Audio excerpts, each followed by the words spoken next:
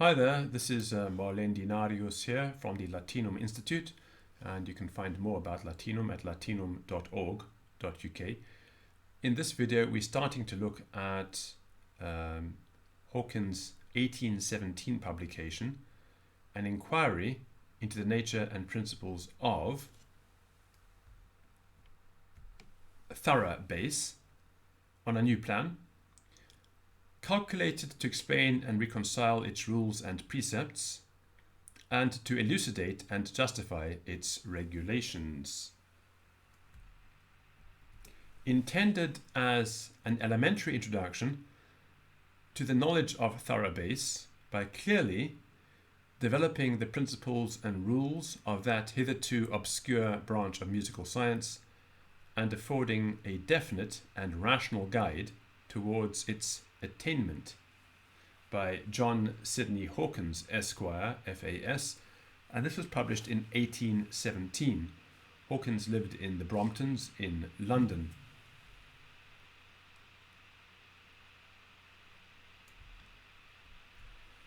London, printed for the author by S. Gosnell and sold by T. Preston, music publisher, at number 97, The Strand, price 4 shillings.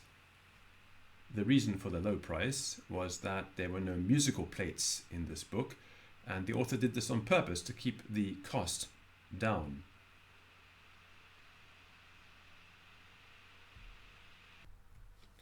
Thoroughbass, its nature and object defined.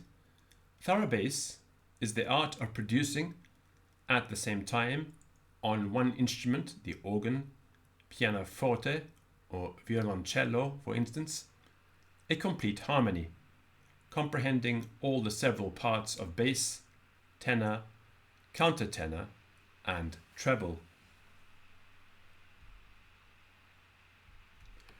Represented as it is by figures, either over or under the bass notes, it is evidently a compendious method of expressing all that is contained in an extended score, in which all the several parts of bass, tenor, countertenor, and treble are placed on separate staves assigned for each part, and was intended to save room or space by making one stave serve the purposes of all the 4 parts, without the trouble of writing all the parts at full length and separately in score. It is, in general, supposed to have been invented in 1605 by Ludovico Vindana, organist of the Cathedral Church of Fano, a small city in the Gulf of Venice, in the Duchy of Urbino, and afterwards of the Cathedral of Mantua.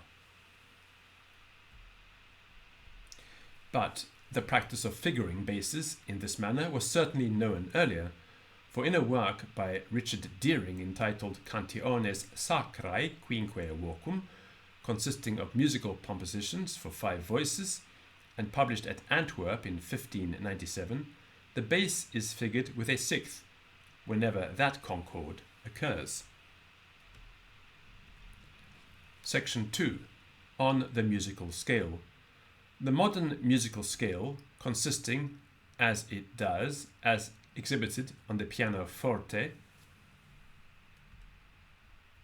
of 5 octaves extending from F to F, is in fact nothing more than so many successions of 7 notes each,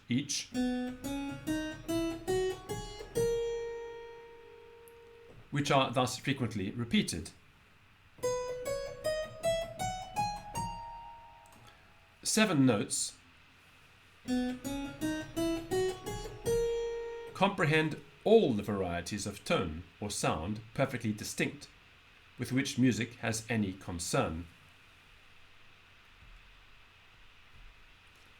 And it is a certain fact that if, in all the 5 octaves, all the corresponding notes, G for instance, were struck at once, but one sound instead of 5 would be heard. Of these 7 notes, 2 are semitones and the rest are whole tones. The following is the order in which they occur in the major key of C. C, D, E, F, G, A, B, C. The whole tones are D, E, G, A, B, and the semitones are C and F.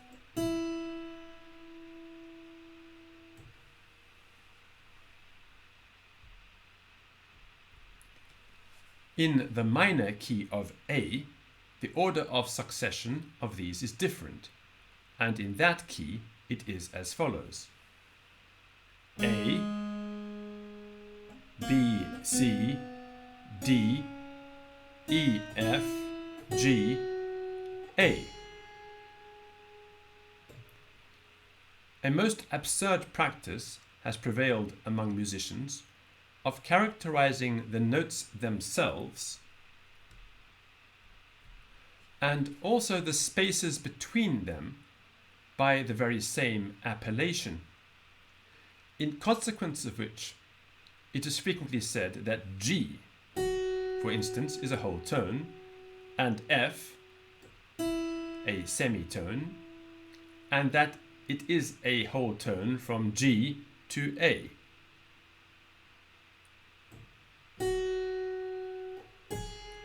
And only a semitone from E to F.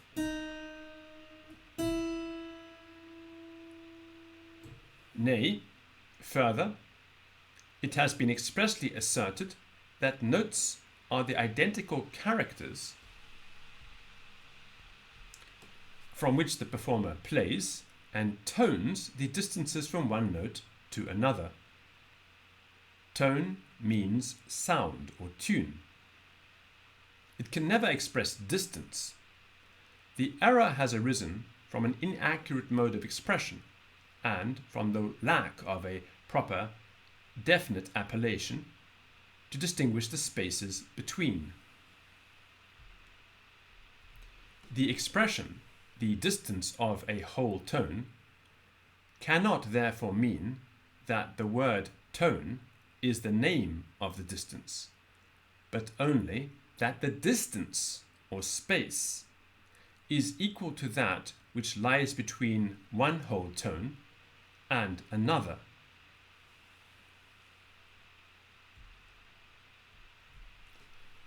Inaccurate persons in conversation will frequently, when they mean to say that Cambridge and Oxford, for instance, are very nearly at equal distances from London, express that idea by saying that Cambridge is, from London, nearly the distance of Oxford. But no one ever imagined from that circumstance that Oxford was the name of the distance.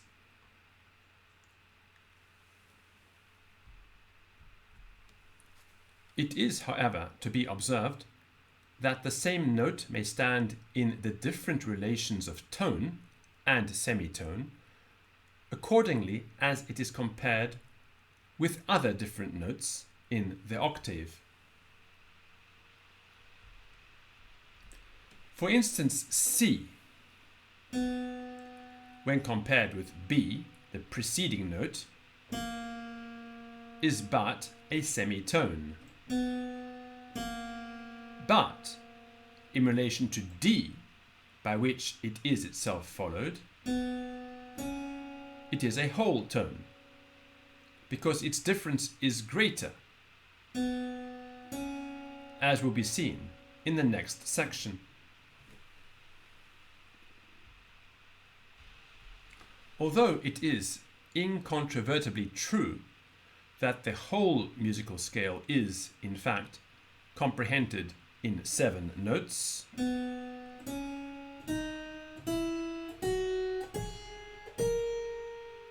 and that the 8th note is therefore only the commencement of a second series of 7 more,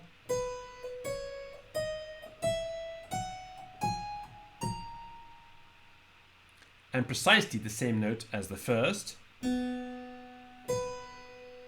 yet it is the practice of musicians to reckon not by 7 notes, but by the octave, extending from the first to the 8th note, both inclusive.